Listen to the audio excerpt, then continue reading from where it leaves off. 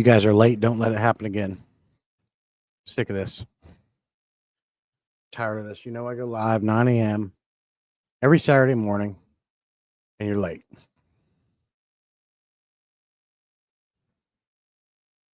Just kidding. My bad. Sorry, I'm late. Animal issues. It's nuts. I still got to deal with one animal, but I figured I'd start and then go deal with the bird, get her woken up out of the cage. Held up with the dogs. They're being ridiculous. Just first biggest top saving tip: don't pay your internet bill. Yeah, don't pay the internet bill. Don't pay insurance. Never wear seatbelts or condoms. These things like that. That's the most important tips. Appreciate you checking up on me, Scotty. Though, but I do apologize for being late. Well, you guys were late.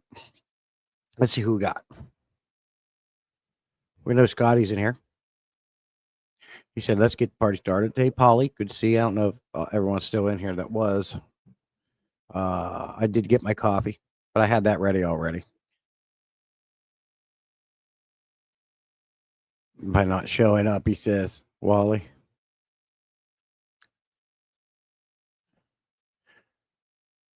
What did he say?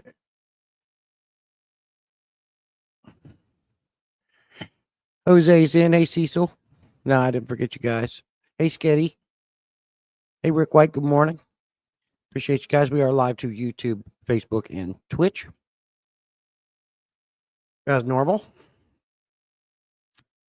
So today's stream is about cost-saving tips. What do we do in this increased economy where everything is ridiculously expensive? I remember when you could go to the grocery store and feed a family of 5. You could go to a place like Aldi and fill a cart up for about $130.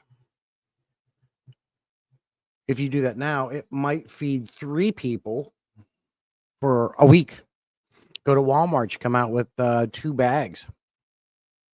2 bags of things, and you're looking at $80, $90, depending on what you buy.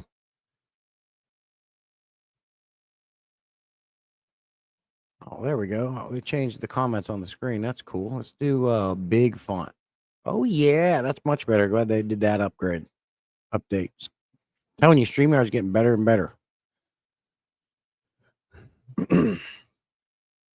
So I'm going to discuss my first biggest cost-saving tip that I have done that I find was one of the biggest, best things I could have done. But before I do that, I'd like to know from you guys, what have you guys done to save yourself money, time in your fish room? And we're also going to throw in that efficiency factor. So let's start with this. What is your top thing that you guys have done in your fish room with your processes to save money and time to make things easier and more cost efficient? I'm gonna let you guys tell me your guys' first. Hey, Iron, for some reason I'm forgetting your original name. I know who you are. I just can't remember who your original name was. Could you please tell me what that used to be? Oh, let's see. You're exaggerated, Jesse. $130 gets you only a single bag of food. That's true. And it's getting worse and worse. And you're not kidding, Scotty. So, with us nutty fish keepers who are always, we got multiple tanks and multiple fish, and we want to get more and more. What are we doing to keep the cost as low as possible? I appreciate you, Rick White. It's doing real good. Good. So we got a notification from our water company that they're flushing the lines. They're coming to us, I believe, in 2 days to flush our lines, and it's going to take 5 days to complete the entire process.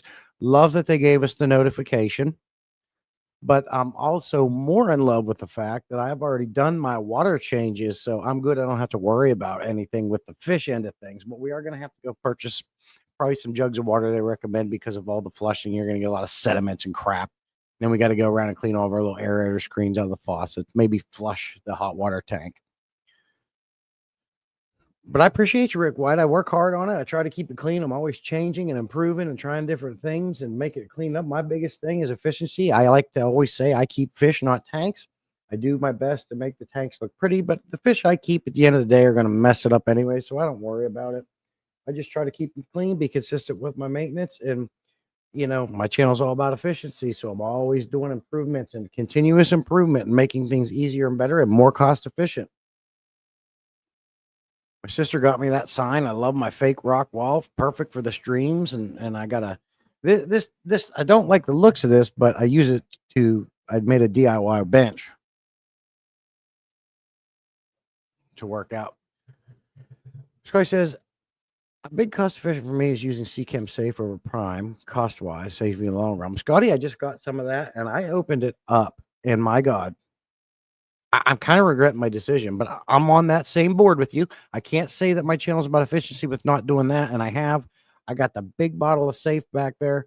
My Prime's almost done, and we're going to go with the Safe because it lasts so much longer. But the smell, Scotty, is horrendous. All I did was open it up to look at it. My wife was in here with me, and I closed the lid and put it up there. And this rotten egg sulfur smell lingered. It's stronger, and it lingered in this fish room for a couple of hours, where Prime does not do that. Prime stinks, but when you put the cap back on, you don't smell it anymore. So not digging the smell, my friend.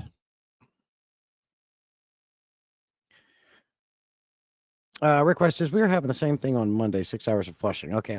Wonder why it takes so long. 5-6 hours. Wonder why it takes so long.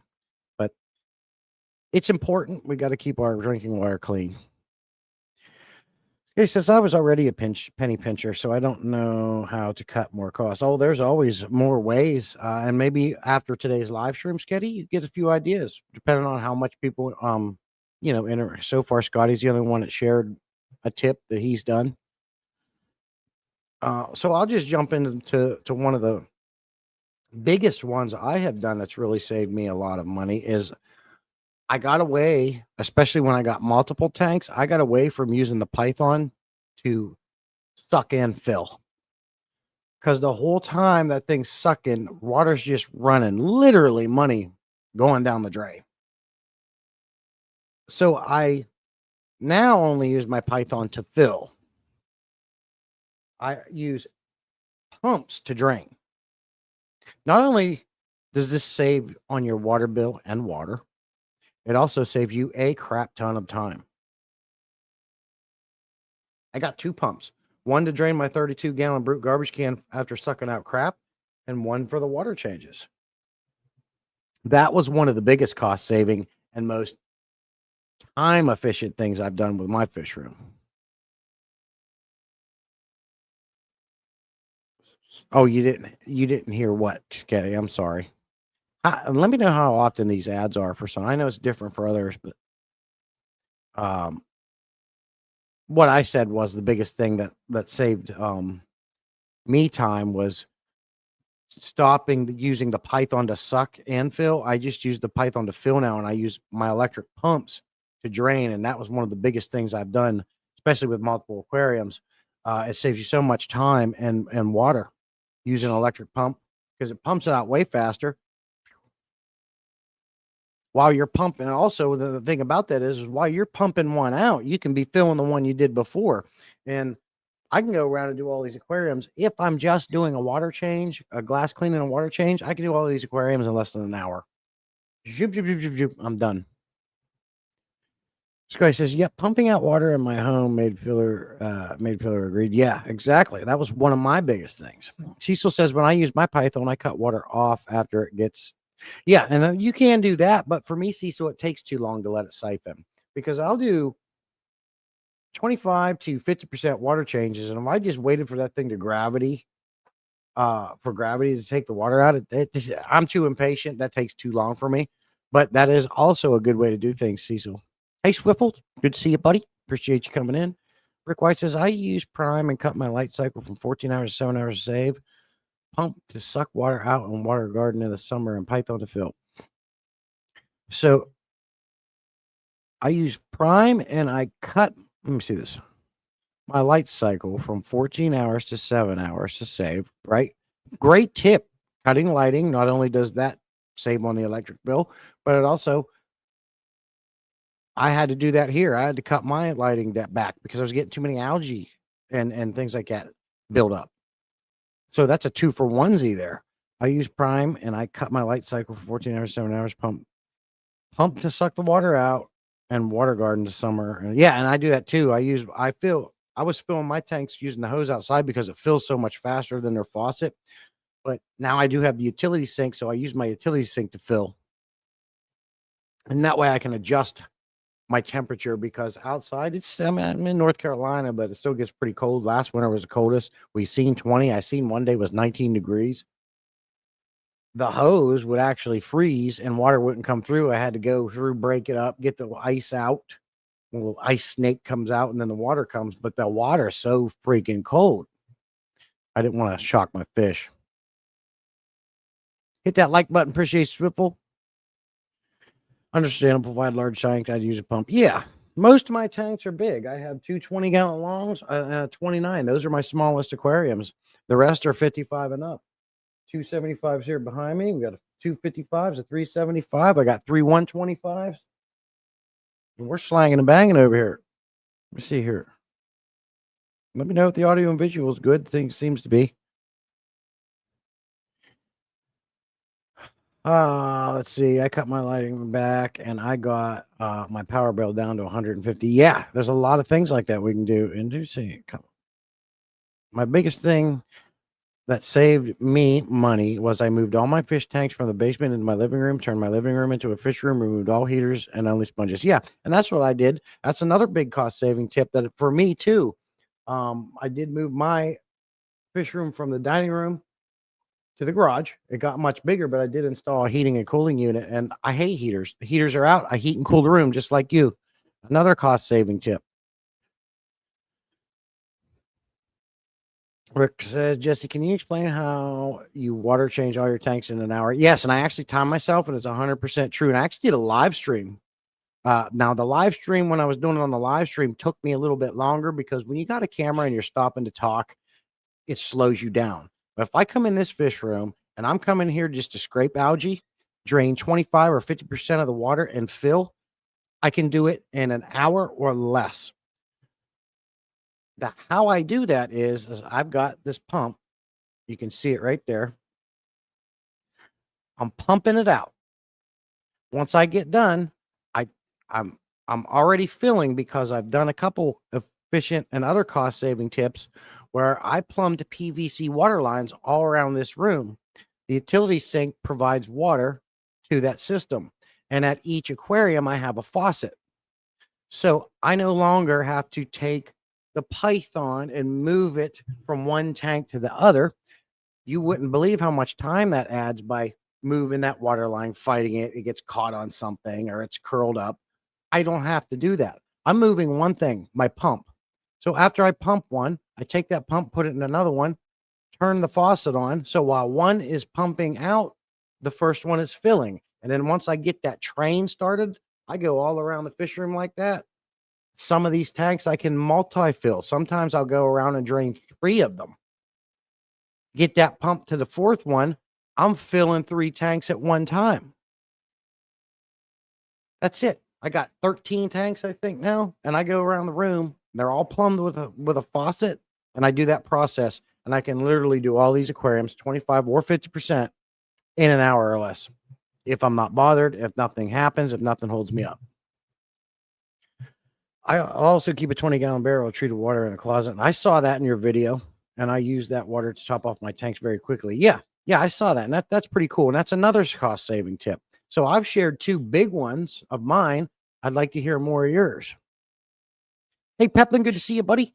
Snow on the ground this morning. Ooh, see, I like snow. I miss it. We had it last winter. Appreciate you coming in. Jose's in. Hi, buddy. Oh, buddy, good to see you, buddy. I do the same, although I don't pay for water. I use a pump and a python to fill. Yep. You don't pay for water, though, huh? I do. That'd be cool. I don't have to pay for sewage. I got a septic, but they're trying to change that here. They're forcing us to pay $5,000 to have that service here, whether you want it or not. You got to pay the $5,000, then the extra money to hook it up. When I got perfectly good septic. How many gallons per hour? I got a 1,000. I have an 800 GPH, and then I have a 1,300 and something pump that I use to drain the tank. So it's like 1,300 50 or 75 GPH.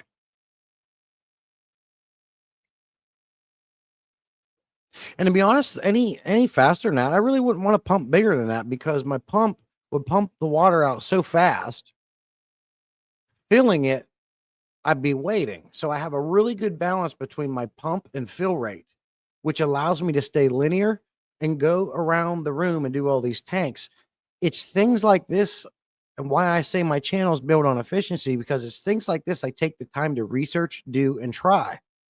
So with this size pump and how fast my water can fill, which changed a little bit since I'm moving to the utility sink because it doesn't fill as fast as a garden hose does. I got to get that fine tuned again. It's a linear thing where I go right around the room. Done. Jody, Mother F&P, good to see you. Appreciate you coming in. Good to see you. I hope things aren't going to be slowing down for you for a while. So I don't even want to say that. Sucks about the sea. I like snow. Yeah, Sketty likes snow. I would rather have snow in the winter than rain and crappy weather. It just looks prettier. I always enjoyed having a white Christmas. Roy Baker, good to see you, buddy. I don't know if I said hello to you. I really enjoy your information. I have 4 fish rooms. Trying to figure out how to save on 4 rooms. Oh, it's great. And I hope more people do their inputs too. A couple of them have. But there's a lot of things that you can do and have all the, honestly, unless you're going to have about 35, 50, 75 aquariums, even then, a lot of these things, are really going to save you time and money. Jody P would be a good one to talk to about having multiple aquariums starting the Tropical Fish Company. I'm sure there's things they're putting in play. Like I seen they're doing a main drain system.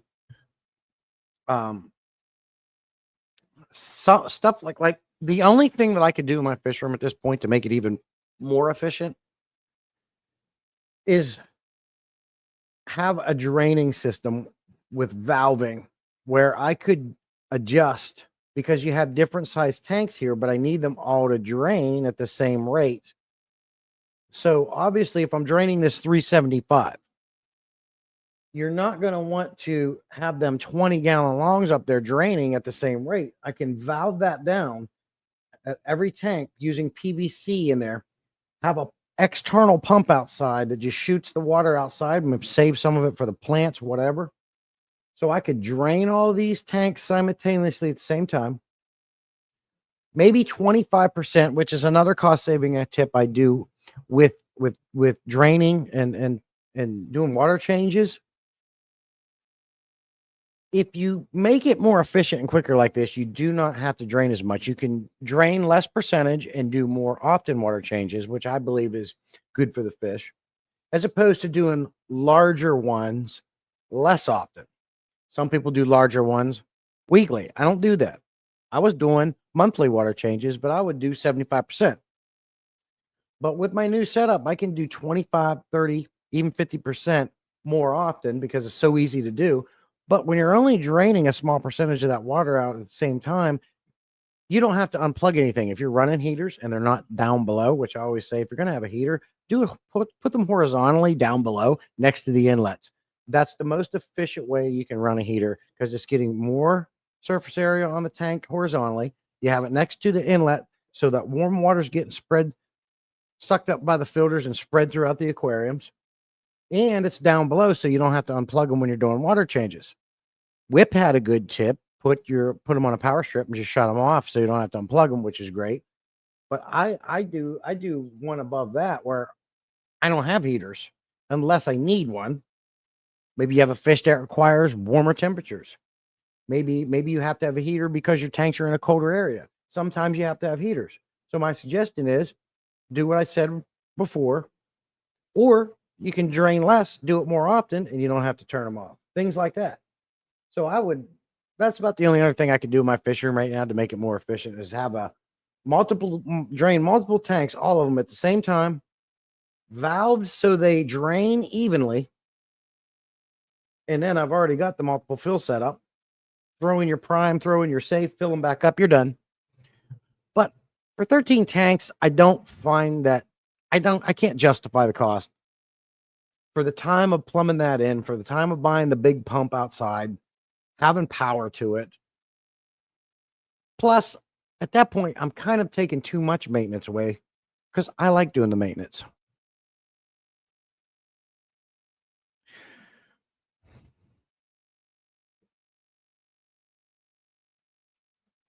Also, stealing from your wife's kitchen stuff to help out with my fish room, but it's not cost efficient because after she finds out, she takes it by.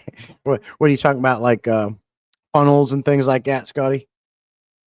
Agree. 38 degrees in rain is way worse than 30. Yeah, exactly. Yeah. Yeah. It's crappy. Rick White says, I would love to figure a way to save on electricity. My bill is $400 a month. Get rid of the heaters. I'm going to tell you, they're a big, and I don't think, and you guys can correct me if I'm wrong. Heaters by far are the hardest thing we use on our aquariums than anything. I'm looking at two 300-watt heaters that I got in this 375-gallon aquarium. The only reason way in there is I thought I was getting some Winnemilleri Geophagus. They require warmer water. Since that went through, I've unplugged them. When I unplugged those heaters, my pendant lights went from dim to back up. Talk about 600 watts kicking on and off all the time. I don't care if it's a 150 watt, 200, 250. I don't care if it's an 80 watt heater. They're always turning on and turning off, turning on, turning off. And if you know anything about electricity, the most amp and current draw you have with anything is the startup, what they call inrush. For an example, look at a motor. When a motor first starts up, that's going to be your biggest draw on your electricity, which is also why if you want a hot tub, don't get the 110 volt plug-in because it's easy. Go ahead and get the 220 volt that you got to wire up to a double pole plug because you're splitting that load on two phases instead of one. It's easier on the wires and it saves you money. So heaters by far are the worst dang thing. So if you can get rid of your heaters and heat and cool the room, you're going to save a ton of money right there. Lighting, lower the lighting down. Let's face it, lighting is for us, not the fish. Your fish are more comfortable in the dark. They can hide, but they do need that day and light cycle. And what's the point of keeping aquariums if you can't really see the beauty of it? So what we can do is lower it. You really don't need to have them on anymore in 8 hours a day. Hey, Slim Tim, good to see you, buddy. Appreciate you coming in. Hey, Peter, good morning to you. I like doing. Yeah, I enjoy it. That's part we like it. That's why we do it. We're nuts. We're crazy. We like taking water out and putting water in and cleaning them up. You really get to see your fish. You've got to do these things because it makes you spend time with your fish, see what's going on with your aquariums. You got to spend these time, and I enjoy it. Whoop, what's going on here? Getting back to work. All right, Tim. Peter. My question is how to heat them. I have 4 fish rooms all over my house. Well, if you can, centralize them. I love having all my fish rooms in one area or fish tanks in one area because you can do things like just go right around the room, do what you got to do. They're all in one area. Out here in the garage, it was great because I got my tanks out of the house. My wife is happy. I'm not taking up space in there. And guess what? If I have a blowout, if I have a leak and water goes all over the place, big deal. Not worried about it. Just moving out here was an efficient thing to do. Crack the garage door, let the water run out, run around, get the fish, and put them in another tank so I can fix that tank. No big deal. I don't have to worry about drywall. I don't have to worry about flooring, all concrete. There is nothing that water can harm out here. I don't care if this tank right here goes, water goes all over the place. I'll be like, cool. I'll clean that mess up later. Let me get those fish in a different tank.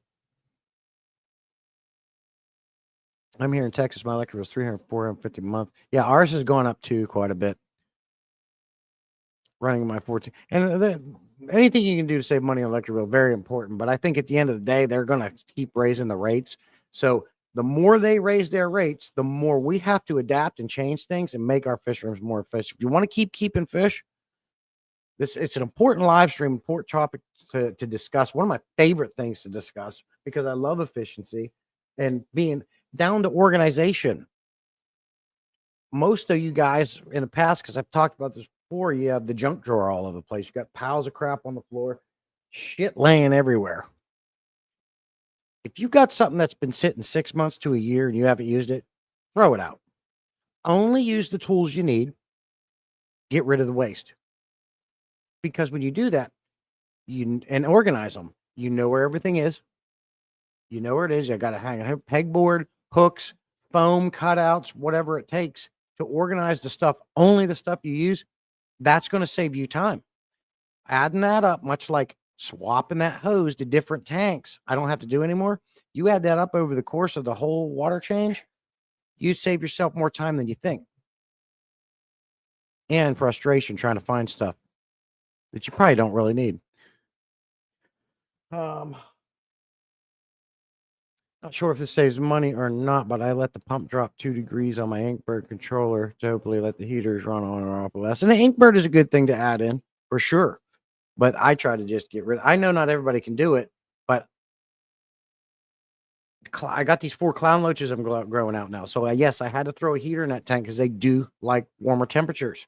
And I'm seeing that to be true because this tank's like 80 degrees and over, and they still hanging out around that heater. Morning. I was going to go do that next. I was late for this.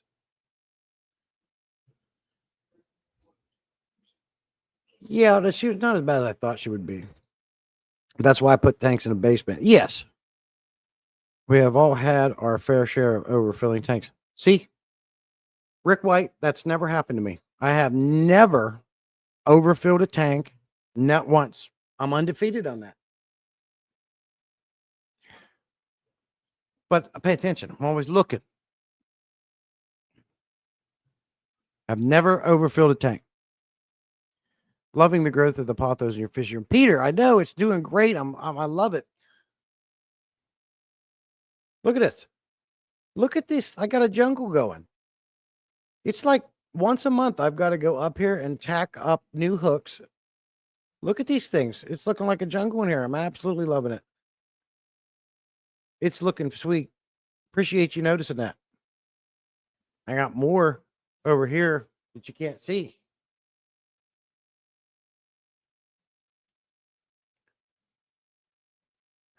Peter, I've got peace lilies in some of these tanks. I did have some spider plants. They didn't do well. Branton, I got a monstera. He sent me a monstera. So as far as terrestrial plants, pothos, all different kinds, peace lilies, monstera, and that's it for right now. There are some other ones I'm looking at I want to get. I forgot a big one. Canister filters and sumps are the most efficient ways. You're exactly right. The hang on the back, I'm slowly phasing those out. I agree with you 100%. You guys know that canister filters are my favorite filtration. Sumps are great. They are great. They got some things that a canister filter can't do. They actually add water. So if you got a 55-gallon tank, but you have a 40-gallon breeder aquarium sump underneath, you actually got 90-gallon tank there because you got that added water volume. You can put the heater down there. You can put plants like water sprite down there and create a refugium within that sump. But I'm not a fan of the sump. I just like my canister filters. My canister filters, again, and I'm glad you brought that up, Scotty, because filtration. What can we do to reduce maintenance and time on? My suggestion, get rid of the freaking hang on the back filters. I hate them. Every week they need cleaned. They're always overflowing. Something stopped the impeller. My canister filters, I don't clean them but once a year. Never have an issue. Put a pre-filter on there. They go even longer on the inlet. And while I have it open and I'm cleaning it, I go ahead and lube all the seals to keep them supple so they don't get dry and crack out and cause leaks. And I keep track of water changes. And what you see right here is the last filters I just did. Hanging back filters are great if you have 1 or 2 tanks, but I hate them. They're out of here. I've got a few canister filters. I did recently put a video out. You guys probably seen it, where I put a spare AC 110 on this 20-gallon long up here.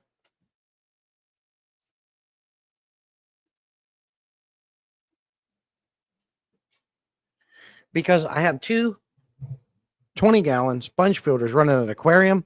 I've tried different filters on it. For whatever reason, it kept getting brown and mucky too much. There's a lot of mulm in there, but I couldn't keep it clean even after water changes. There's nothing in there but a crap ton of cherry shrimp and 3 Cory cats. So I got irritated and I put that AC 110 on there, and that tank looks amazing. You guys can see that in that last video I just recently put out. Beautiful, crystal clear, loving it.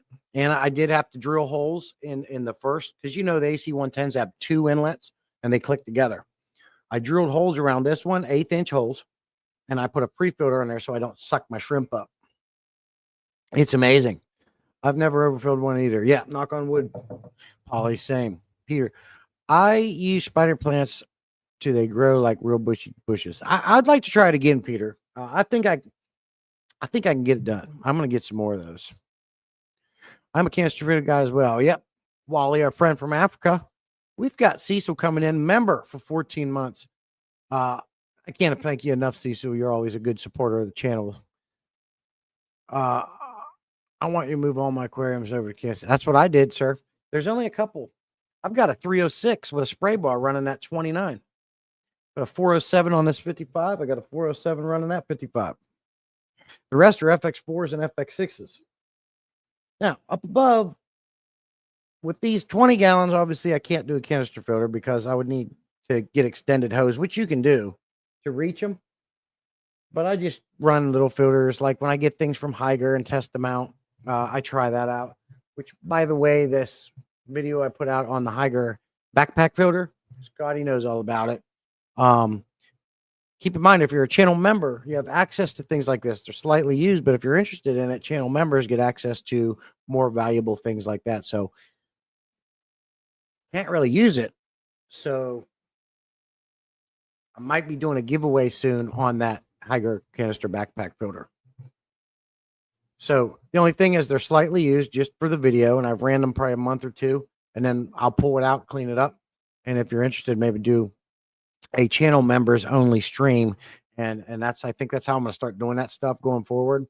Channel members will have access to more valuable gifts like filters, products, things like that. I'm about to pull that backpack filter off that 29 gallon, clean it up. I still have the box for it up there, and doing a channel members only giveaway for that product. If you guys are interested, keep that in the back of your mind.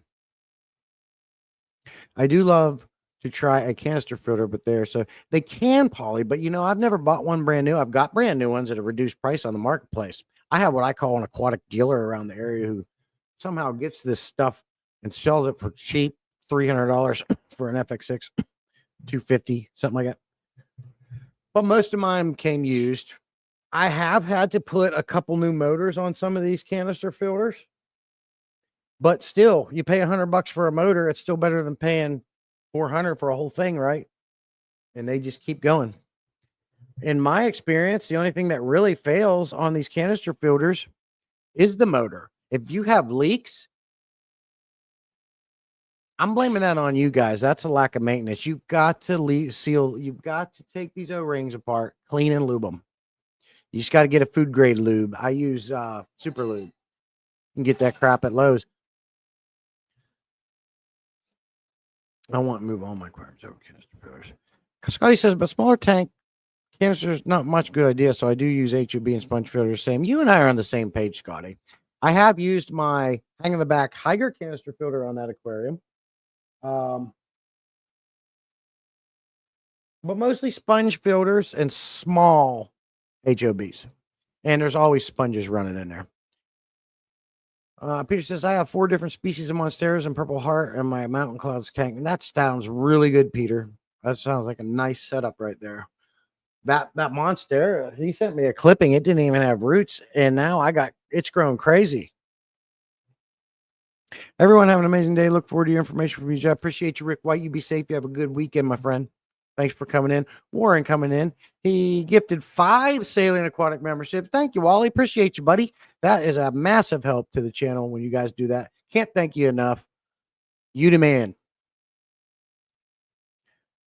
Yes, Scotty. I've talked about that before. I'd love to be in a position to do that.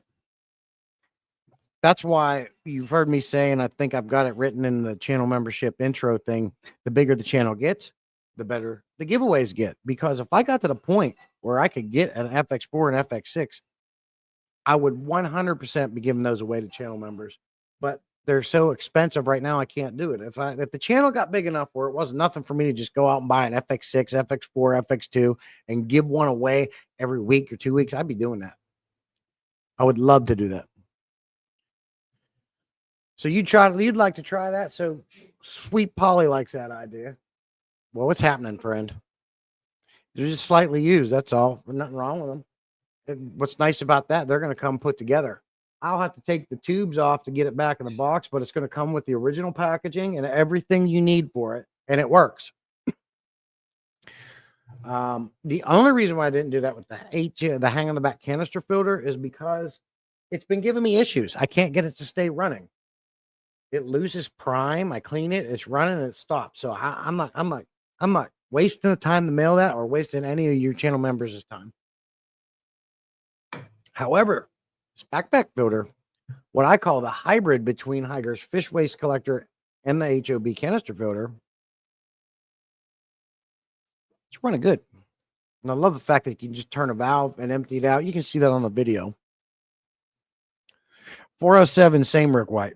Those are my two favorite filters too. 3G's in, huh? Roy Baker. Roy Baker received a gift. Very cool. Who got all the gifts? Did memberships? Roy Baker was one. You can get an FX6 from Temu for $123. That's insane. I didn't know that. Again, help me out. Spread the word. Get people to subscribe. Come over. Watch the videos. The more and the longer people watch my videos, the more money I make. Things like that. If you can share me out, get people over here. I try to add some humor, try to be a little entertaining while sprinkling in some education. Get my name out there, get my channel in. And the more people get, more members we get, everything like that. The bigger this channel gets, the more I can give back cool things like that. And I would definitely do that 100%. Well, I have two of those backpack filters, and I love them. And Scotty's cool. He's just still running strong. Very cool.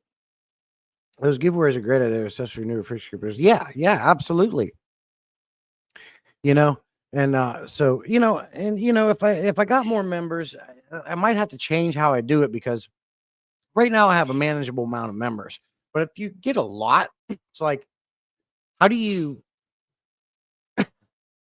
guarantee all your members get something nice when you have a whole bunch? Do you know what I mean?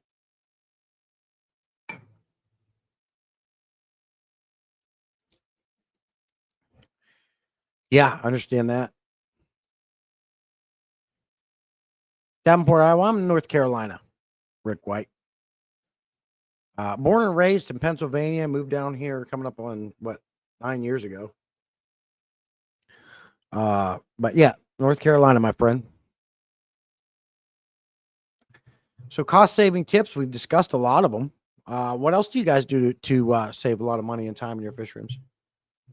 Another thing I've done, and you can see them here, is this pendant lighting. You can go to Lowe's and get these. They come with a clamp.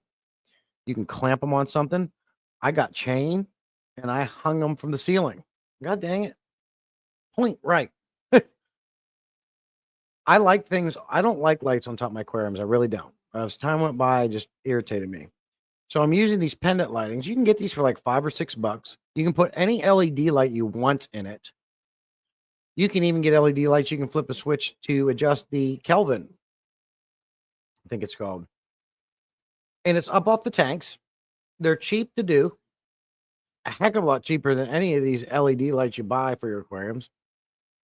So as mine slowly die, I'm adding these on top of these aquariums. And I put them on those analog timers. And they shut on and off by themselves.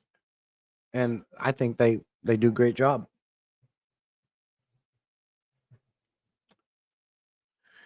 A quick question off topic. What could cause an established tank to keep going cloudy for a few days and then clear up for a few, then cloudy for a few, water changes help? Sounds like if what cause an how long has it been established, Wally?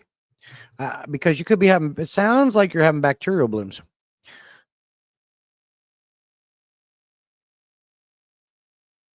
I use bearing LEDs. Okay. Barine, what's that say? Barina LEDs? I don't know if I ever heard of those. Polly says, I got 4 of those clamp lights going. Thank you. Very cool. And I hope you like them. I think it looks cool. Keeps them up off the tank. If you have pothos going, they're going to get a lot of residual light from them as well. Got to be careful. Like you can see this bush. Some of these lights come out and get burn out from the lighting because it gets all day long every day, you know. So I got to constantly push those back and move and adjust. But I see that one back there. I don't know if it's just the camera. Yeah, that one's a little lower. I'm going to have to bring that up a link. And that's what I like about the chain, Polly. Very easy to adjust. There's Ron coming in. Good to see you, buddy. Appreciate you coming in. We're talking about cost saving tips, different things you guys have done to save money, especially in an increasing expensive world. Having some good tips already and sharing lots of good information. But Wally, it sounds like bacterial blooms. I need to know a few things, Wally. How big a tank? How many fish? What's your filtration and your lighting? And how much do you feed? I need to know those 5 things. How much and how often do you feed? I do like them. Only have 75 watt LED floodlight bulbs in them, and they say they last 20 years. Yeah, we'll see if we get them. You can't beat that price, Polly. I mean, no, I have the Aqua Sky, the Fluval Aqua Skylights on 2 of these tanks. Love those fixtures. But when they die, I'm gonna just my 375 has got the same setup. I had 4 going across. I had to take one out because it was too much. It was causing too much algae.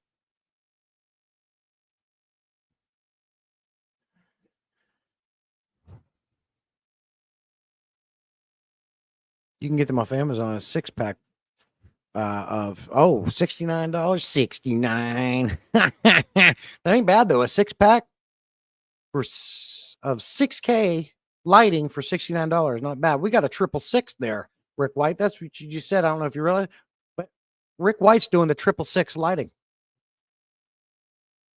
Jesse, are you using LED bulbs and the hanging lights? Nope, LED, sir. I only do LED because they're so much more efficient on electricity and they last longer. And I think look better. But yeah, all LEDs, my friend. Jose's walking the pup. I have a bunch of sponge filters running on solar panels. Wow, that's neat.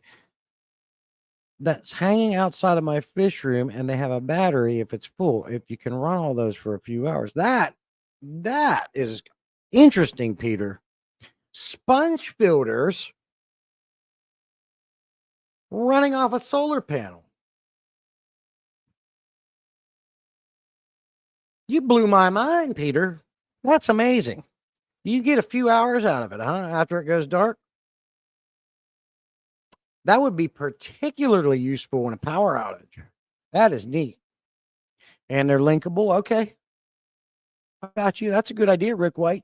See, we're getting lots of tips and tricks coming in on this live stream. This is what I like. This is great.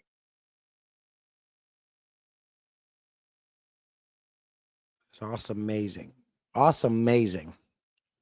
I like how LEDs don't get as hot. I melted the top of my brine shrimp hatchery with a standard light bulb. I guess it was too close. Exactly. I've got a couple free tanks in the community off the Facebook Marketplace that had melted tops where they were keeping a lizard in there, and they had the dang heat lamps in there. So I know what you're talking about.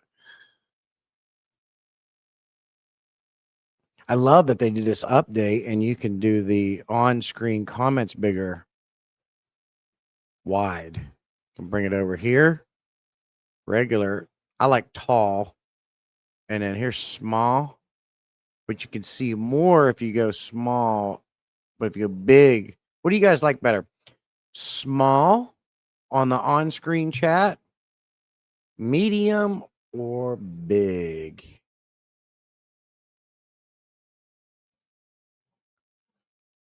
Not the towel.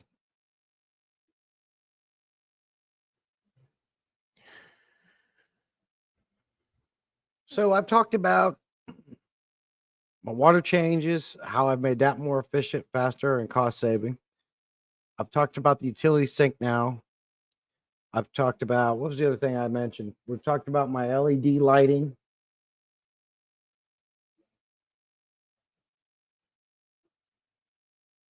We've talked about my plumbing, where I put a faucet each one of my tanks. I've talked about getting rid of the heaters and heating and cooling the room. I've talked about filtration. I got 3 more things because this is a top 10 cost saving tips in a fish room that I have done. You guys have shared some amazing stuff. Oh, I've talked about organization and how important that is. That's 8.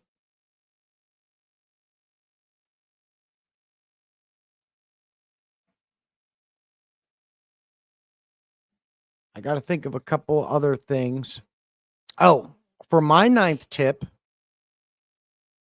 I installed, and I got these from Walmart, these LED shop lights that are linkable, hyper tough, all around the fish room. And when I installed those, these pothos really took off.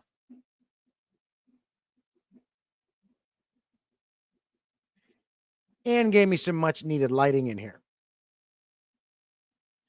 So what this lighting did for me is 1, light the space, 2, made my pothos grow much better. And we all know that pothos, how they help an aquarium.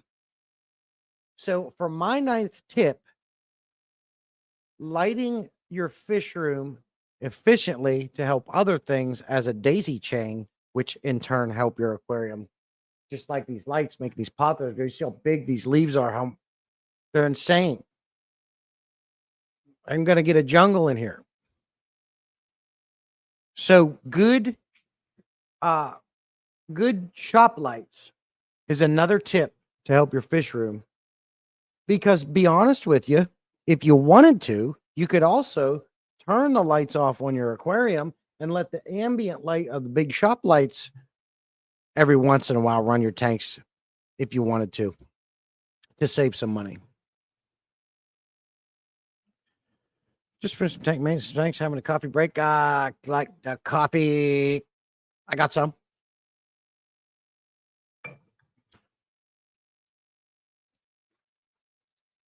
Yes.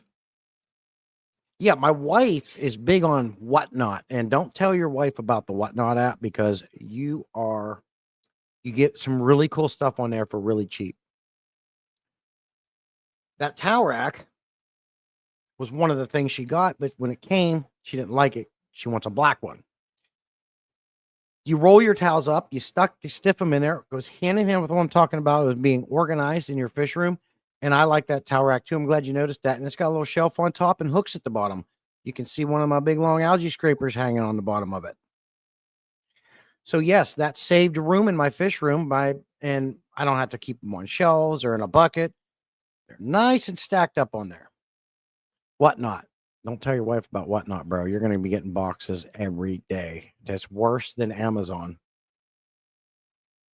It has a sponge filter and an internal filter similar to the Cascade internal filters. What does? What'd you say? Rick says, I'll PM information on. Okay, Rick White, that sounds good, buddy.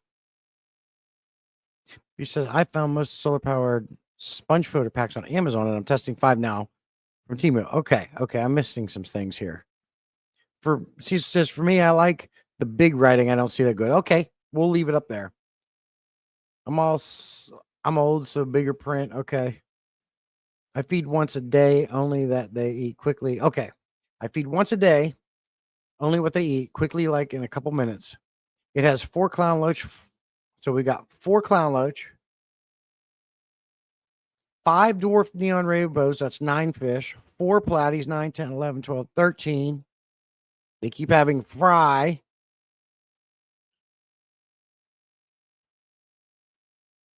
So you got about 20 main fish, but they keep having fry. Wally, I think I think you're having a bacterial bloom because you're way overstocked. What size tank was it?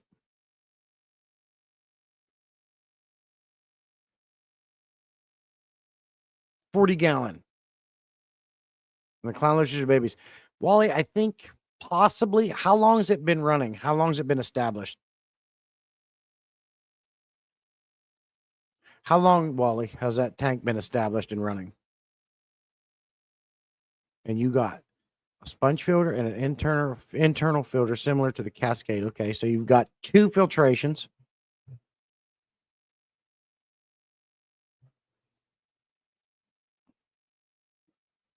Coffee break now and tank maintenance after live. Cool, Jose.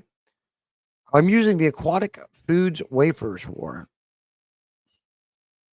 That is a cool towel rack. Was it custom made? Just missed what you're saying. Nope. She bought that off. Check out the Whatnot app. You get some really cool things for a cheap price on there. And that's where my wife found that. She bought it for herself, but she didn't like it because it wasn't black. She's changing the house over there. Everything's black. And that's more of like a gunmetal, or not gunmetal, like a gray. So I got it, and it's been great. Yeah, me too, Jose. I only have to do 7 more tanks between 300 and 400, and I'm done for the day. And it's always refreshing when you get done with your maintenance and I'm done. 6 months. I think what's happening, Wally, is I think you've got a 40-gallon breeder in a tank that's only 6 months old. It may be established, but it's not mature. You got only time can get you that. I think you have a newly cycled tank, a newly cycled weak tank. You do not have a newly cycled strong mature tank. So I think that is your problem. I think you've got too many fish in a 40-gallon tank that is not mature. And I think you keep having bacterial blooms from it. And that's what you're seeing. It's called Whatnot, the Whatnot app. I can bring my wife in here and she can educate you all about it. We get boxes every day.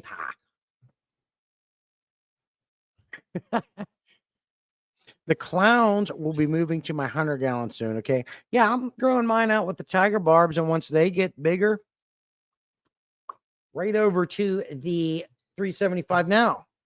I have another video coming out on this 375, having a little bit of a problem. Possibly. Look forward to that video. We're going to talk about it. It's called Whatnot. You got it.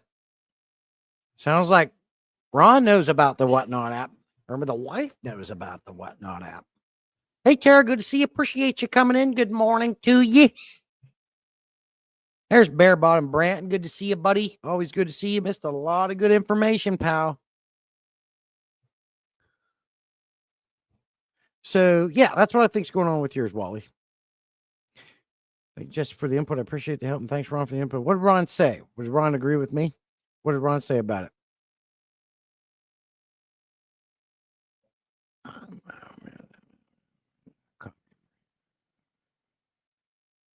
don't know. What did I miss? No. Okay. Oh, yeah, we know about Whatnot. It's pretty cool, man. You get some good stuff on there. I slept in. Halloween was lit. Yeah, or you know what I noticed about Halloween? Let me tell you something. Let me tell you about this. You guys ready for this? You gonna go listen to this? You ready for this?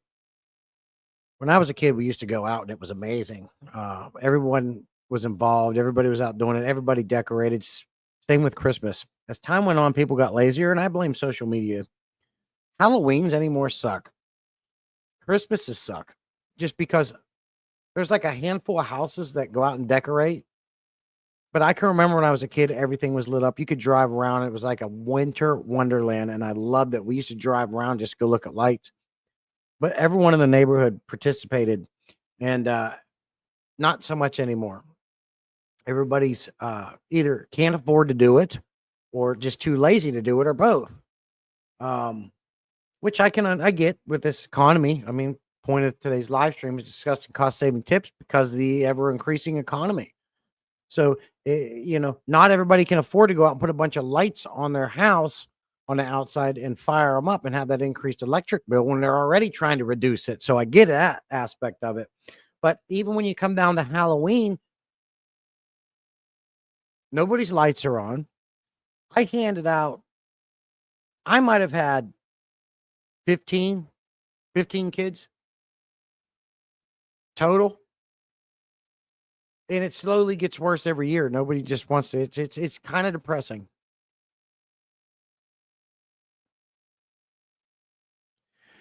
I mentioned the algae wafers clouding my water occasionally. Okay, I got you. Mine don't last that long. My clown loaches, another tip for you, Wally, if you can get the Northfin carnivore wafers, those clown loaches love those things and they're gone. I'll put 4 of them in there. There's P-Tag. Good to see you, buddy. Appreciate you coming in. Good to see you, pal. I think the main thing is can't afford everything is so dim. Exactly. 100%. Yeah, exactly. 0 trick-or-treaters this year. That's crazy.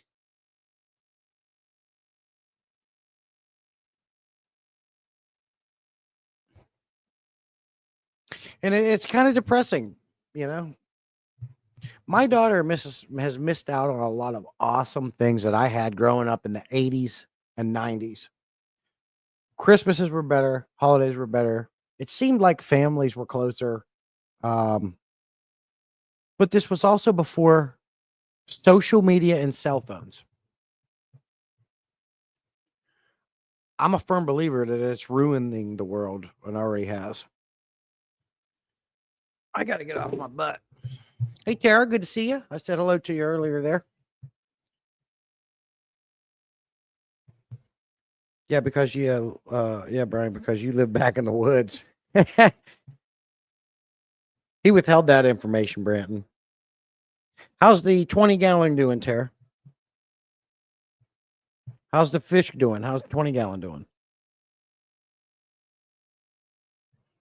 Jose says, check your text.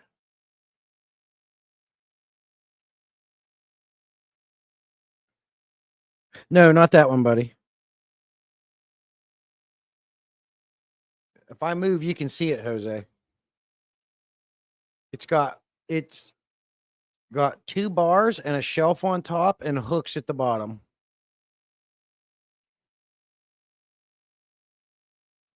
But that one would work too, Jose. That's the only thing I don't like about it is you don't get the shelf on top or the hooks at the bottom.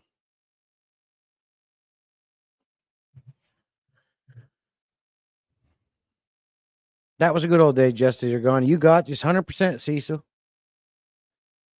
And it's depressing, man. We live right down the road to the town where all the houses do trick or treat. We take our kids there, and it has been fun, tons of fun. Yeah, and a lot of people are doing the trunk or treats now and things like that. I have so many snails now. I like them, Tara. A lot of people don't, but I like them. Some people call them pest snails. I call them workers.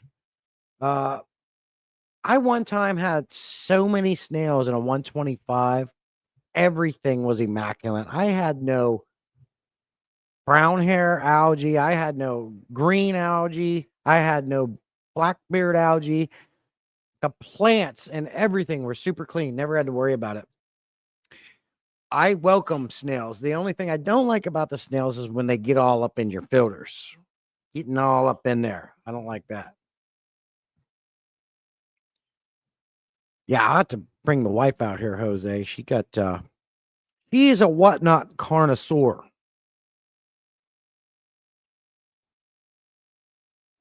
Got the snails. You can pull them out, Tara, to keep them in check. Just pull them out, throw them in a cup of water, and then just if you have an outside pond or something like we're used to be into making those little fairy gardens and stuff. Well, they'd freeze right now, but just take them out and toss them. When you're doing your water changes, I'll tell you how to get a hold of snail and snail eggs real easy. A toothbrush.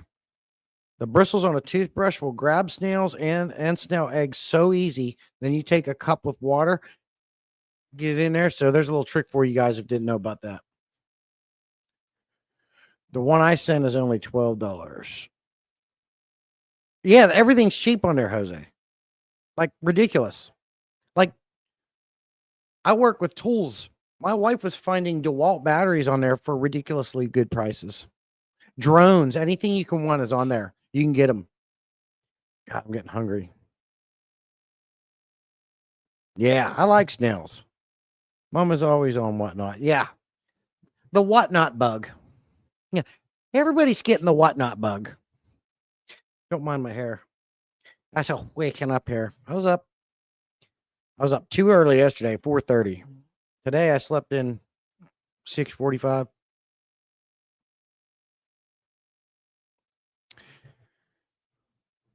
But my fish are doing good. I've been feeding my big fish this. Have you guys ever tried this?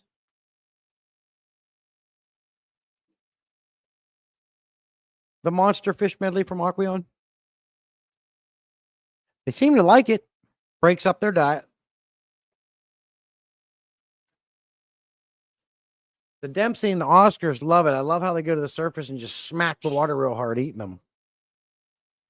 Jesse, don't worry about your hair. You don't have that much. You keep it cut short. Yeah, I keep it cut short, and I cut my hair myself, Cecil. I just do a 3 all around, and then my wife has to trim the neck. But yeah, I don't have to worry about bed. I'll just go in, trim it off. I don't comb my hair. I just Snails are easily trapped with pieces of zucchini. Within a couple hours, zucchini will load up and they're easily collected. Yeah, you know what? I built the old DIY snail traps and all that. They don't work good. But like if I'm doing maintenance, I can just take my toothbrush and grab the snail because they're slippery little buggers. And I've tried to feed my fish, my plecos, green beans, zucchinis, and things like this. Not interested. Not interested. I was up at 4:30 as well, but I was already working. Yeah, me too. Working around the house. P-Tag says, speaking of rising costs, haircuts are super expensive around here too. Always debating. Oh, it's easy, P-Tag. Go to the sink, get you your trimmer. I do a short hair, so I only put a 3 on. And you can just all around till you don't hear no more hairs getting cut off, and then have the wife do your neck. You're done. It's faster. It's cheaper. Yeah, Brant knows. He'd be cutting his own hair for 20. He's a man too. See, he's a man. We don't go get highlights and things like that. No guard. I do a guard because I don't want to go zick. Have you tried some broccoli cooked? Yeah, I got to try. But I know you want to make sure everything's unsalted. You don't want salted things in there. Yeah, that's Branton. He's an expert. Yeah, he's an expert. Branton cuts his own hair without a guard. There. I wonder if he does his own dental work too. You think Branton does his own dental work? Branton is a man. He is a man's man. He does his own dental work. Cuts his own hair without a guard. I bet he shaves with a knife. I bet he get. Oh, Crocodile Dundee. He shaves with a knife. He's crazy. I don't think I've had a haircut for over a year. Yeah, it's probably time. Yeah, Ron, let's get that cut. Go over to Branton's. He'll cut it for you. Yeah, I've been cutting my own hair for 15 years, but I just shave it short. Nothing. Same. That's because we're men. We're not paying $15, $20 for someone to buzz our hair. We can do it ourselves. Ridiculous. It's done. You don't have to talk to people. You don't have to talk to them. The only thing you're missing, and you guys might agree with me, the only thing you're missing out by cutting your own hair is it always feels good. Kind of like it. I'll fall asleep when someone else is messing with your hair.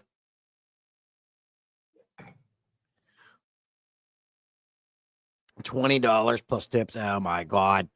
On my way, Jesse. Here I come, Branton. Yeah, get over. He's gonna shave too. He's gonna pull out the knife. Shave. Yup, he keeps that beast sharp. Peter says, I give my plecos and other fish regular veggies, zucchini, cucumber, broccoli, soft corn, cooked carrots more than I sell. Yeah. Anybody, us pet lovers tend to, feed our animals better than we eat. I have a problem with that.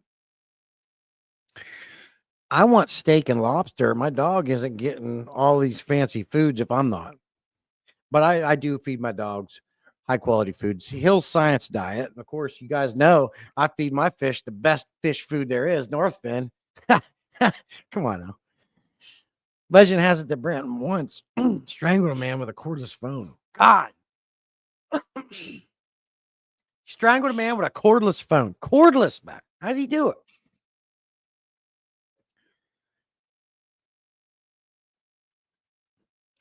The green dragon plecos I got from Branton love their veggies. I gotta get some of those off Branton. I keep forgetting. I do have a flat razor, but I've never used it. Polly, that's what Polly say. Legend has it. Yeah, Brian's trying a man with a cordless phone. Well, anybody that's got a beard like that, beard like Ron, you know, that man, you're gonna figure it out. You're just gonna figure things out.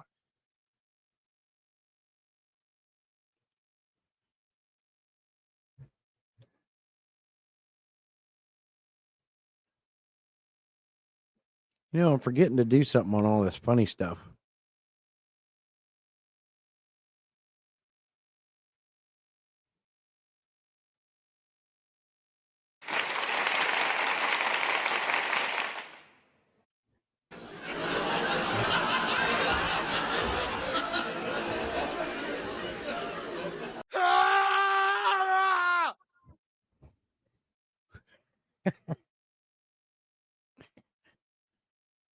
Brent likes his meat so rare that he only eats unicorns. Man, that's a new one I have never heard. That's funny. Branton. Branton's coming in. Branton, that Monstera is doing amazing. The roots, I swear to God, are going to come out of the aquarium. Nightbot coming in, doing some work. P-Tag says, would it be crazy if we had to give our fish all, if we had to give our fish all pampered up fins, cut, makeup, oh, yeah, that'd be silly. Yeah, like your fancy goldfish.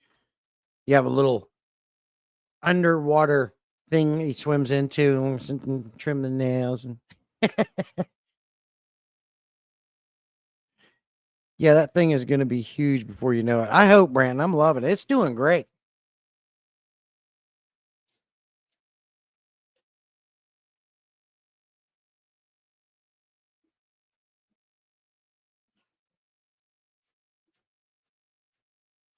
Roots are like this, curling down. And I got 3 leaves on it. I think when you sent it to me, I only had 2. When Brent goes to the bathroom, he doesn't flush. He just scares the crap out of it. That's what she said.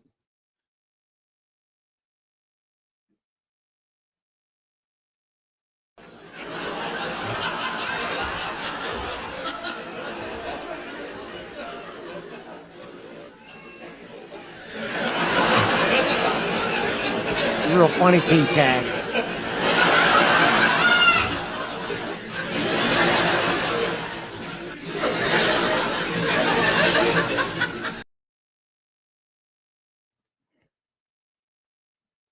I'm like a radio show now, doing all the sound effects.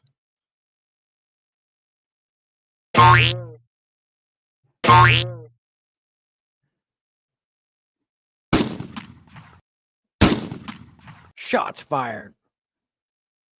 Seriously, folks, I'll be here all week. You're too kind. That was funny. It was fun. I'm trying to think if I got something new here.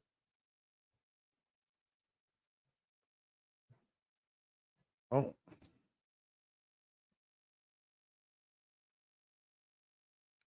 Seriously, though, guys, you guys don't be late again. That was ridiculous. You guys were over 10 minutes late this morning for this live stream. Next level sign effects. You know it.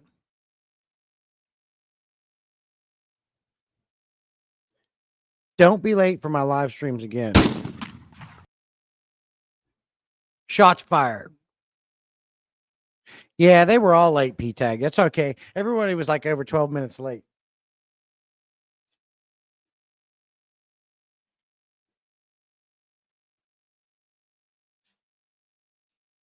So I'm going to share with you guys another little tip. Now, when you buy the aquarium co-op food, they used to come with that like ketchup bottle for squirting it in. I cleaned that out and I use it for vinegar because we put vinegar on our spinach. But you guys familiar with these Guy Fieri's sauces? This one is probably my favorite, the top secret one. Well, I cleaned this out. I had to fill it up with water and vinegar to get the smell out from the. But I'm using this for my DIY fry food now. Flip top cap. Instead of having to reach in and go, psh, now I can just go. I got baby fry up there. You seen these at Walmart? I absolutely positively need another cup of coffee. Be right back. All right, Ron. Don't worry about it. Jesse was late too. No, I wasn't late, so I was here. I was waiting for you guys. Just no one showed up. So I wasn't late. I was here. Holy shit. It's Mike B. Good to see you, buddy. I thought you had died or something, man. I ain't seen you in a long time. Where you been? Anybody use these? Make a great little fry food feeder. Good to see you, buddy. Appreciate you coming in.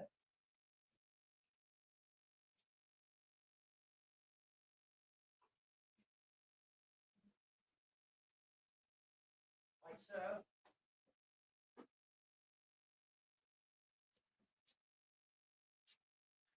I just used it. And what I do is I grind up all the Northfin flake versions and a bunch of their pellets in a coffee grinder, make a powder form. I got a whole thing of it, put it in there like ketchup.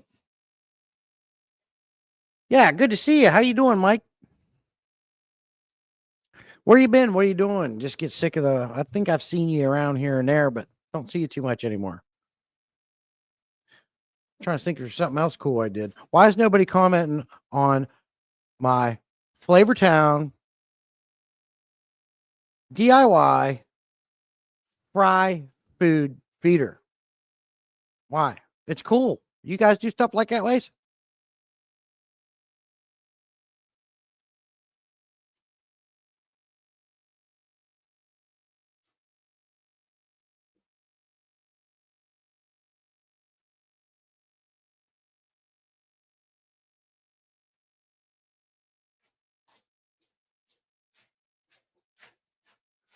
This thing's full of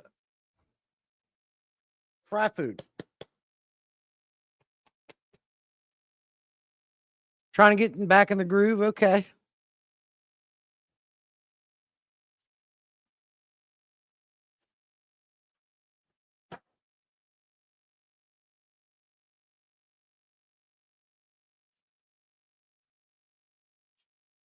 And just for proof, Scotty, I got the big one too, but man. Now let me ask you this, Scotty. When you dose this stuff, it says you need a quarter of a teaspoon for every 300 gallons. So how much do you dose for? I can do a quarter a teaspoon for the 375, but how much do I put in for a 100-gallon tank or a 75-gallon tank? Like, how do you measure that little bit of powder out? Like, how do you do that, Scotty? That's my question. So, okay. So, Brandon, he's like Happy Place Aquatics. He literally cut a slit on the top of his lid. If I was doing it, I'd probably do a few drill holes to make it like baby powders and just sprinkle it. So you just do a pinch for everything. You don't measure it, just pinch it. Okay. Just grab a pinch for every tank. Okay. So that seems to be the general consensus. I was wondering about it. So what do you do, Scotty? You just do a pinch like Branton? Just released an album practicing for live shows in the area, fish and music are both hobbies I love. Okay, cool, Mike. Very cool. And I'm sure you'd be sharing those. So you guys literally open this bad boy up. Branton reaches in. He takes a pinch with his fingers and puts it in, and he's good. Does Scotty do pinches, or does he take a little spoon? Because this stuff's concentrated. Cecil just does pinches too. Okay, so you guys all just literally take a pinch of that crap with your fingers, and you put it in a tank, regardless of the size. Is that what I'm picking up here? Is that what I'm picking up?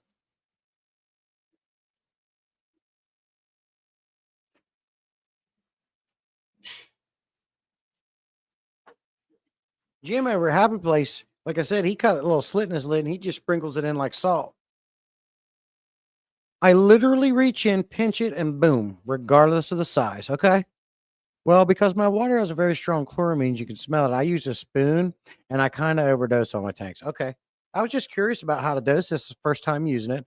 I know it as far as cost, it's way better. I got the big one. That bottle is going to last me freaking years, probably. Never have to buy a prime again. Love the idea, but I wasn't sure how much to dose. But I also know you can safely overdose prime and it's fine. So there's no worry of that. So I'm assuming because of that, that's why you guys just pinch and throw. A very small amount. I still use a quarter teaspoon for the 120, which a quarter teaspoon will do 300 gallons. You're dosing for a 120, but I still measure 1/64th of a teaspoon and 1/32nd of a teaspoon, essentially a pinch in cooking terms. Okay. So basically,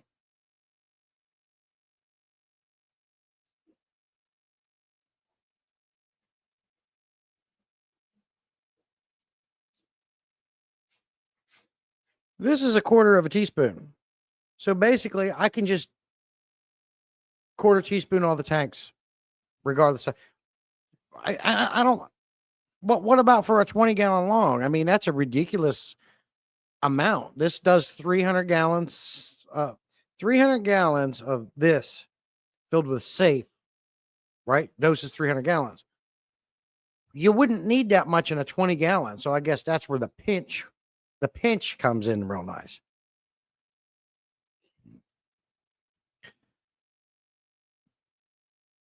I haven't done breakfast live stream. It's been a while, Mike. It's hard to overdose. So your bigger tanks just use 2 pinches. I don't think I need 2 pinches, Branton. I think 1 pinch will do it. 1 pinch. Well, let's test it. Let's see if 1 pinch fills up this quarter teaspoon.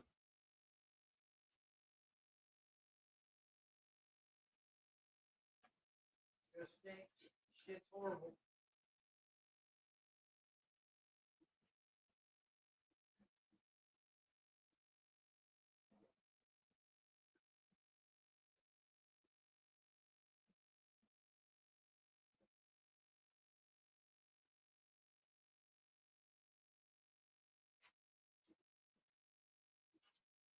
So actually, a pinch only fills a quarter teaspoon up this much. That is a pinch of safe in a quarter teaspoon. I would say a pinch is a quarter of a quarter.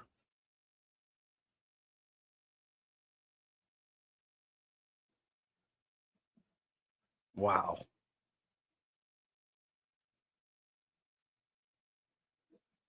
Now they tell you can put it directly in, Ron, but they do say it's better to put it in water first.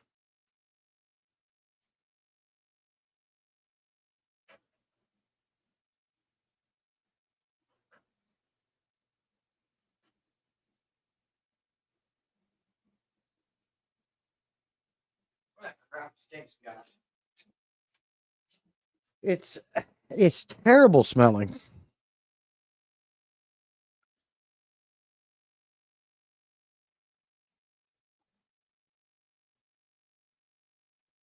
That way, you know you got enough. I got you, Branton. Well, I appreciate you guys telling me because I was kind of confused on what to do there. Yeah, that's a big spoon. What's a big spoon? No, that's a 1/4 inch teaspoon that I showed there. Hey, Asaya, good to see you. Appreciate you coming in, talking about lots of good things. I'm really enjoying the stream with you guys, learning a lot, sharing tips and tricks, cost saving tips. Dang, ad just popped up. I apologize, but I don't. I make money off of that. In my little nano fish tanks, I use a finger pinch. In the bigger tanks, I use the spoons and cups. That's probably what I'll end up doing, Peter. I'll use a pinch in the small tanks and then just do the 1/4 teaspoon and the rest. Now, Jesse, all you need is a mirror and a razor blade and a straw. Man, Scotty's hitting it hard today. Jeez. My God. You.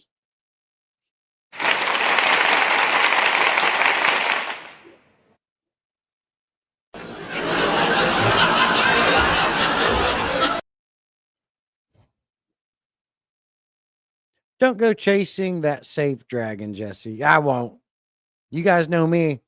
I've always added my prime directly in the aquariums, but I do like the idea that this stuff goes longer. I would buy the gallon jugs of prime and I would maybe get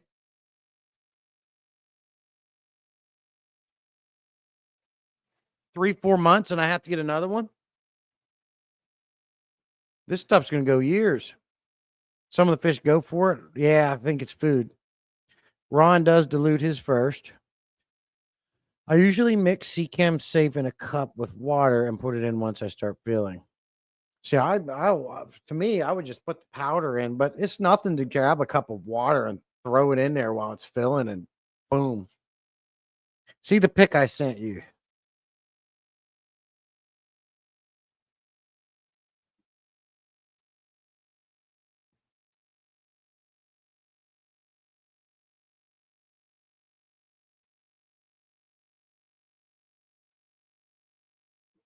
Where did you get those, bro?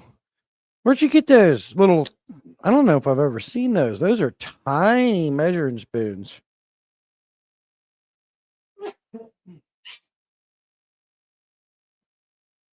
Look at them little. Look at the size of Jose's measuring spoons right there. Well, he's got access to the good stuff. He's gonna think he talked about sending me some of those or something like that. I don't know. I'm sure I can find some. Yeah, the smell is horrible. I use a little spoon, 0.625 cc from Ultra Life blue green algae remover for the safe. Oh yeah, I never thought about that too. You know how you can get those Seachem meds? They come with a tiny spoon like that. Yeah, I've never bought safe twice, and that's just so I have downstairs and upstairs. I've only bought ever. Yeah, it's gonna last forever. That's gonna be nice. So I'm cooking. Got you. I'll find it. I think what I gotta work. I'm gonna just do like these guys say. I'm gonna put a pinch of it in my little tanks. Pinch in the 55s, a pinch in the 75s, but for the 125s and 375, I'll probably just do a 1/4 teaspoon. 1/64. That's crazy. Yeah, that's the only thing I didn't understand because with the prime, the cap's 5 milliliters. You fill it up per 50 gallons. Very easy. Boom, boom, boom, boom, boom, boom. But I got this safe and I'm like, well, I'm looking and researching. It's like 1/4 teaspoon doses, 300 gallons of water. Okay, I can put a 1/4 teaspoon at 300. Good. But there was no measurement. You have to do the math. There's no measurement for smaller tanks with it. So I'm thinking and I'm looking at this. Well, my God, these got to be some tiny measuring spoons. The smallest I have is a 1/4. So happy place. Most of you guys, Scotty, Branton, Peter, everyone's saying just grab a pinch and throw it in and forget that measuring because it can be safely overdosed. Just like prime. I love it. I love how much more cost effective, how long it lasts. The only thing I don't like about it, the smell is horrendous. It's ridiculous. It's absolutely ridiculous. Safe smells like burnt hair on a Bigfoot turd. It's that bad. That bad. Burnt hair on a Bigfoot turd.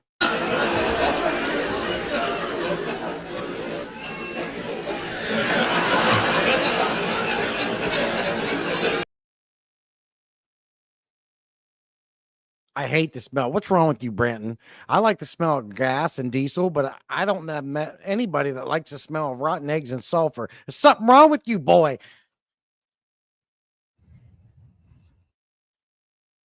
Yeah. It's like I work on forklifts, electric forklifts, and when those batteries start crystallizing the lead plates, you get that same rotten egg smell.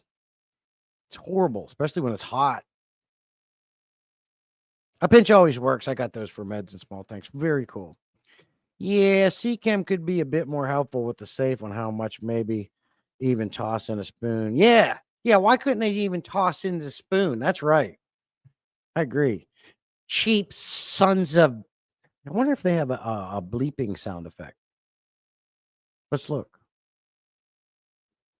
We got heartbeat, boo, pinch, fountain, explosion, siren, scream, train whistle, bounce, heartbeat,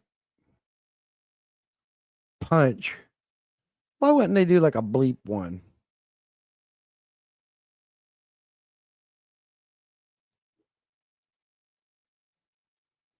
We'll do this. You think Seachem would stop being a bunch of cheap and throw in a spoon? How big is the tub of safe you bought, Jesse? I had the 250-gram jar and only really smelt bad when I initially opened it up, and now it's fine. Well, maybe that will wear off. That'd be great.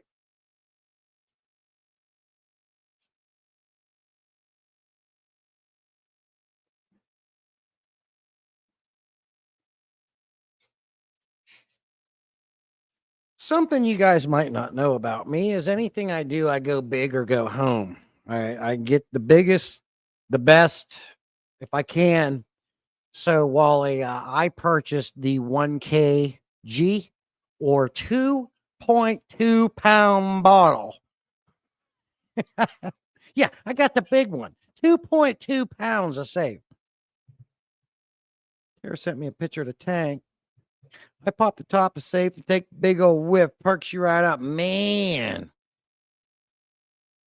Ew. Tara sent a picture.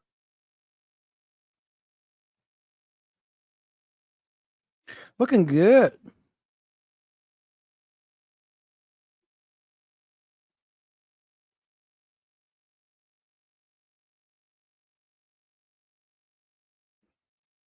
Looking sweet.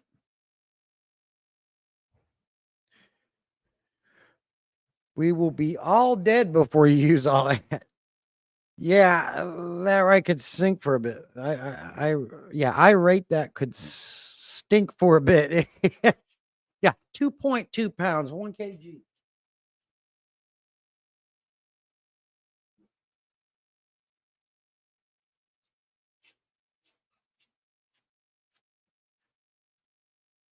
So in comparison, here's the bottle, and here's a regular cup of coffee.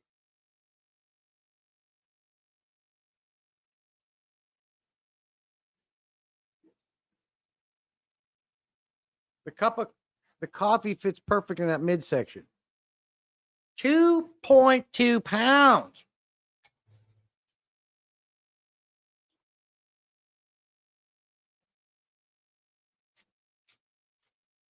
I'm due to get some more aquarium salt too. My safe's 258.8 ounces, Warren. It still stinks. Yeah, it does. Jeff Rowe coming in. Good to see you, buddy. Appreciate you coming in. Do you have any tanks set up with aqua soil? Do you stick to capped sand? I do not have any aqua soil in any of my aquariums, Jeff Rowe. And I don't have any more dirted tanks with sand caps either. Things changed and I had to make some changes. But to be honest with you, if I was going to do another small tank setup, I would not use aqua soil. I would go with the organic dirt sand cap tanks. Let the mulm and crap stay at the bottom because it helps remineralize the dirt. It's way cheaper. Those aqua soils and things like that only last about 6 months until they're exhausted. You can put a sand cap over those as well and let the mulm and crap sit at the bottom, which will remineralize that as well. But I find it cheaper to just do the organic dirted tanks with sand caps, and the plants grow amazing up out of the lids. It's way cheaper. You can get a bag of that organic soil at Lowe's, a huge bag that'll last you forever. Way cheaper than you can pay for that aqua soil, in my opinion. But no, sir, I don't.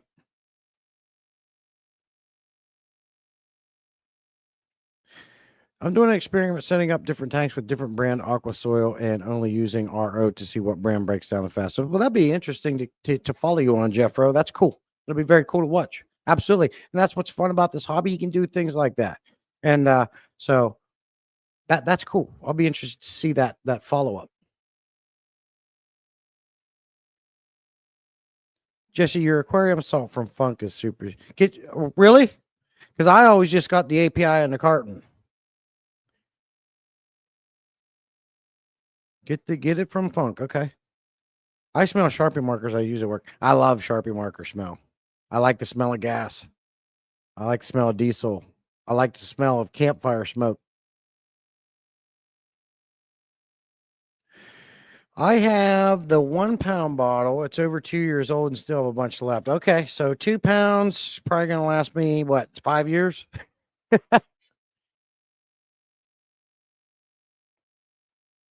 Maybe, Wally. Mine stinks.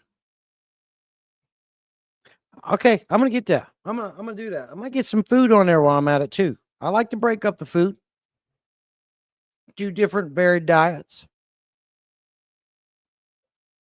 Not that you need to with Northfin, it's all in one food, but I still believe it's good to vary your fish's diet if it's high quality. NLS, I still have some of Funk's foods here.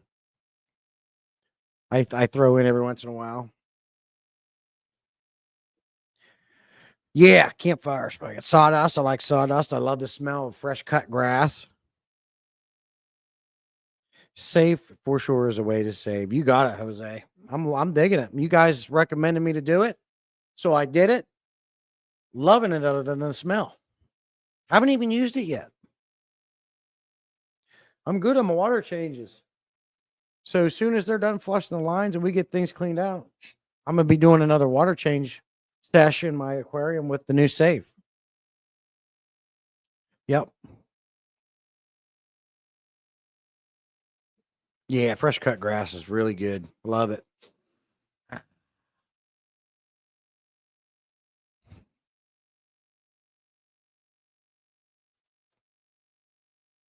Mm. There's Christine coming in. Good to see you. Appreciate you coming in. Hope everything's good for you.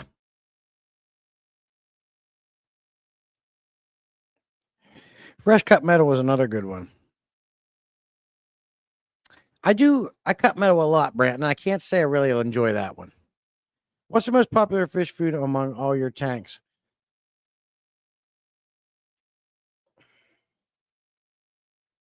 Used to feed Omega 1 for years. They liked it. I've had all the foods, Jeffro. I have fed Omega 1, Cobalt, Aqueon, Extreme, Northfin. I've tried Funk's food. If I was going to say the one they go the craziest for, it's a mix. It's a mix of Northfin and NLS foods. As far as dried prepared foods go, it's a mix of those foods. They absolutely love it. All the fish, it's one food I mix together, covering all the nutrient ingredient bases. I can go around and feed all the fish. So I'd have to say it's the mix of Northfin and NLS. Now, when you're talking about frozen foods, if you want to give them a treat every once in a while, my fish absolutely love the Omega 1 frozen bloodworms and the brine shrimp. My Oscars, my Dempsey, my bigger fish go nuts for these. The freeze-dried shrimps. They'll hit these so hard at the surface, it's so loud, it splashes water out. They love these. Yeah, I've been trying this. They like these a lot. You get a much different mix in here. Love them. They hit those hard, and they also hit the Northfin Carnivore wafers really hard. Just the other day, I had the Oscar fly and ram into the Dempsey because they were fighting for one of those carnivore wafers. So I'd have to say it's a mix of the Northfin Bug Pro, their cichlid pellet, the Krill Pro pellet, NLS Tropical, and cichlid. And there's one more in there, I think, all mixed together. Is a really good food that I can feed all my fish, and they love it. They all eat it. Nothing's left over. For my veggie mix, I have a particular veggie mix I like to put together, and that is the Northfin veggie pellets with the NLS Algae Max pellets. Feed that to my Babuna a lot, but I like to get the veggie mix to all the fish. That's a kind of a hard question because you know all fish are different. Like people, they're all going to like different things. Your fish aren't going to like what mine like. You just have to play with that stuff, and that's where I'm at as far as fish food goes so far. Love the question. Great question.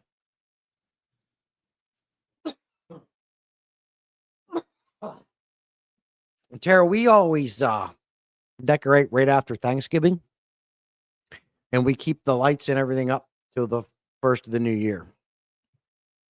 Tara is a huge Christmas fan. Loves it. Looks forward to it. Oh, yeah. Figure I'm saving a ton of money using Safe Over API. Oh, yeah. Yeah, absolutely. Hope Christine's doing good today. Christine coming in. Good to see you. Hope the koi are staying warm now. Loving the smell of the fresh blend of coffee. Love that too. And enjoying the big cup, watching my daughters having a discussion at camp. Hashtag camp morning happiness and hashtag camp anti morning happiness. Love it, Peter. I mix my dry foods too. Yes, it's such an easy, efficient way to do things.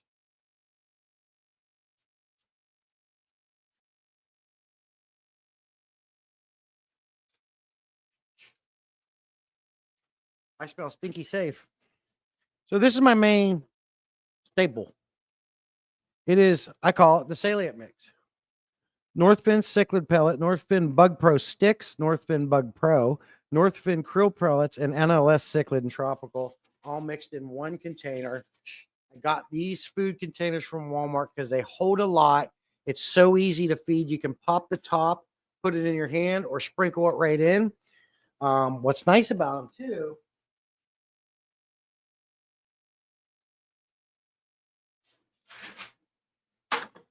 is then I come over here to my other mix, which is Northfin carnivore wafers, kelp wafers, jumbo, and tropical sticks. There's also some algae wafers in here.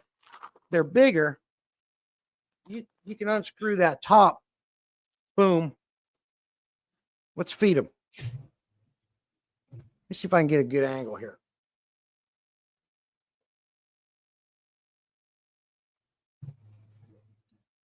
Sorry about all the movement.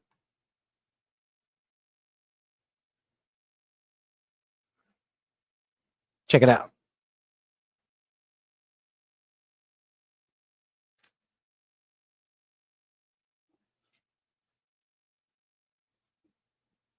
Over here.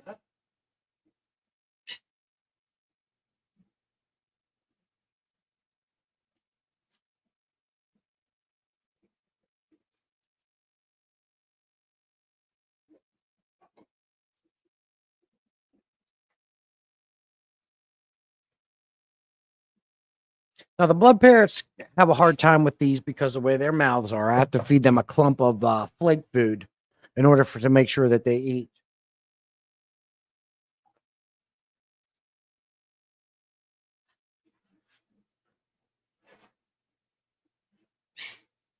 And for all my flake food, I got these 2.5 gallon food grade buckets. And I mix them all, the krill flake, the kelp flake, and the cichlid flake all in one.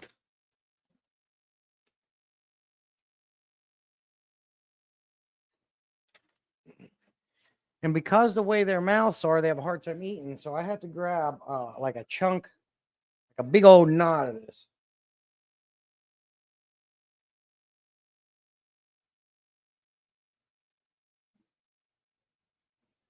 Pinch it like that. And I put it in the water like this so they can suck it in.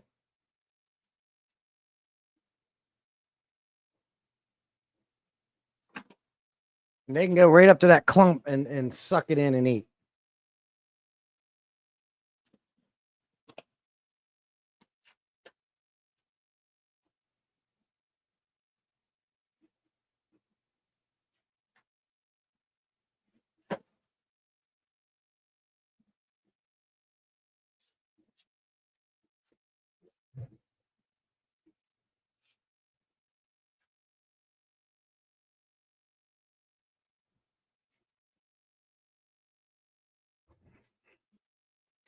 So that's that.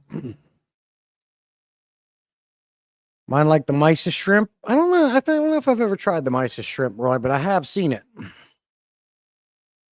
I've been using those little FD shrimp to my cat. Yeah. Are you talking about the omega-1 catfish pellets? My dojo lotions love the FD shrimps too. FD shrimp. What's FD shrimp?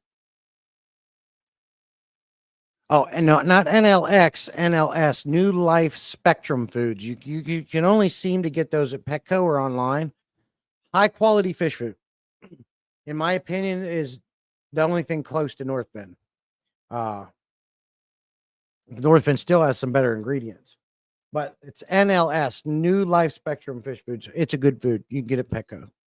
What about this free dry shrimp from the grocery store? Asian? Yeah, I've been wanting to do that, Ron. I've been wanting to go get like frozen shrimps, or like you can go to PetSmart and go in where that frozen food is, and they got those little silver side fish.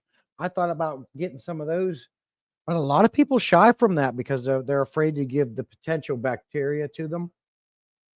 But I have never had a problem giving them the occasional frozen bloodworms and things like that. But I'd like to try that. They'd probably go nuts over that. My big Oscars in the back, I love that. Thank you.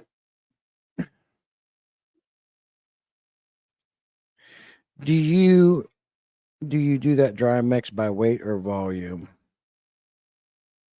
Oh, I don't even worry about all that, Ron. I literally just mix a bag of this and then a bag of this and a bag of this and shake it up. Got to bag some black chins and 2 types of shrimp for a customer. Okay. Jesse, my angelfish tank is like yours on the left. Plants are coming out and the tank is dark from plants blocking the light. What are your thoughts about underwater lights? See, yeah, Christine, for sure. The pothos up there. Now, I will tell you this. The tank looks darker on camera than it is in person. It's really not that dark. But you are 100% correct. Those big potho leaves are blocking a lot of light. Last weekend, I cleaned all the glass tops, so there's not a bunch of algae on the glass tops doing it. But you asked, what are your thoughts about underwater lighting? I have one underwater light in this fish room, and it's the Haiger Dunker Pro that they sent me. I did a video on it, and it's in that 20-gallon right here. And it does eliminate that problem, Christine. There's always light in the aquarium because it's under the water surface. Now, I will say that depends on the plant. If you got a bunch of water sprite in there growing, eventually it can block a lot of that light out. Duckweed is a problem. Duckweed's just a problem, period. But for the most part, that never has lack of light because of that Dunker Pro. I have that Dunker Pro suction cupped to the underside of my glass top, and it's always in the water. If you haven't checked that light out on that video I did, it's been months later, and it's still going strong. It's been great. You get timers. You can program it a little bit. So if you are interested in that light and you do buy it, don't forget to use my affiliate code. Shameless plug. But that's for a small tank. I think I got the biggest one that they sent. They have. It's good for about a 20 gallon. But you're right, that can be a problem. But it's not that dark in person. And I'll tell you another thing doing it, I got a lot of blackbeard algae growing on the roots of the pothos. Big old knots. They'll be used in a classroom. Oh, you sending that over to Fishy Biz, Brenton? Which oh, thank you, Ron. Yeah, that's the 375. Plucko's down there munching on some good stuff. Listen, Lurk doing water changes. We'll start tank maintenance and Lurk. Good day. Okay, Jose. It's cool. I'm about to get off anyways. I appreciate you guys. We've been on hour 46. I gotta get off here. I buy a bag of frozen shrimp at the grocery store and my fish love them. Okay, Cecil. Never had a problem. Maybe do some light thinning and pruning on the pothos too. Yeah. Yeah, you gotta. It's a second job with these, especially when these things grow like this. It's crazy. I mean, that one coming out of that 20 gallon up there is bushing out. I love it. It's gonna look like add in my fake rock wall sign here, and I'm gonna get pothos all over that. It's gonna be sweet. But I do have to get off. My throat's getting really dry. I'm hungry. I certainly appreciate you guys coming over here and hanging out with me Saturday. As always, really enjoy it. And got some more videos coming out. Got a video coming out on a subject with a little bit of an issue I'm having in this 375. Not going to want to miss that. And we will see you next week. Have a safe weekend. Appreciate you all. You're the best.